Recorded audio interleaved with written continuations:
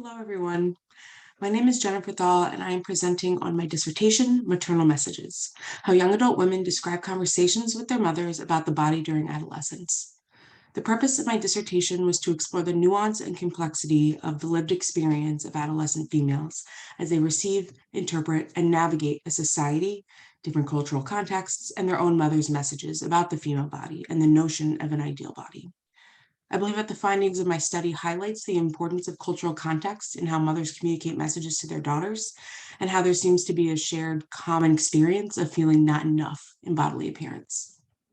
I interviewed six young adult women from campuses of the Chicago School across the United States. The participants identified as either Caucasian, African American, or South Asian. I did 2 one-hour interviews with each participant using a semi-structured interview protocol.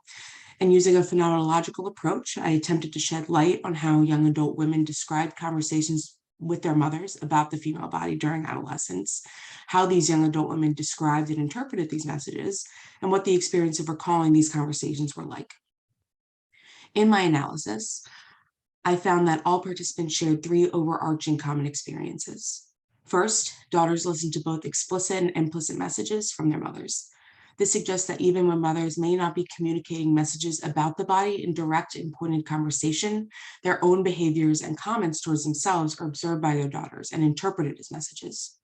Further, daughters whose mothers did not have conversations about the body with them interpreted this lack of conversation as powerful unspoken messages about the body. The second theme from the findings is that the maternal messages that are communicated are influenced by cultural context. All participants expressed how messages that their mothers communicated about the female body tended to be embedded within the female body ideals of the participants' culture. Further, participants reflected how they often felt as if their bodies were not enough to meet the ideal standards within their respective cultures. The final theme that emerged is that the reflection provides daughters opportunity to negotiate cognitive dissonance, especially with regard to mothers providing inconsistent messages.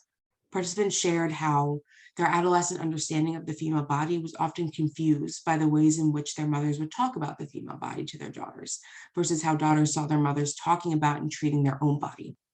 Thus, as the interviews provided a period of reflection, the participants felt sympathy not only from their mothers, but for themselves in having to navigate the complex landscape of the female body.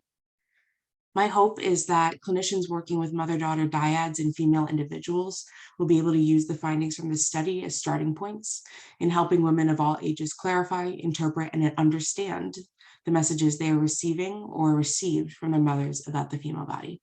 Thank you so much.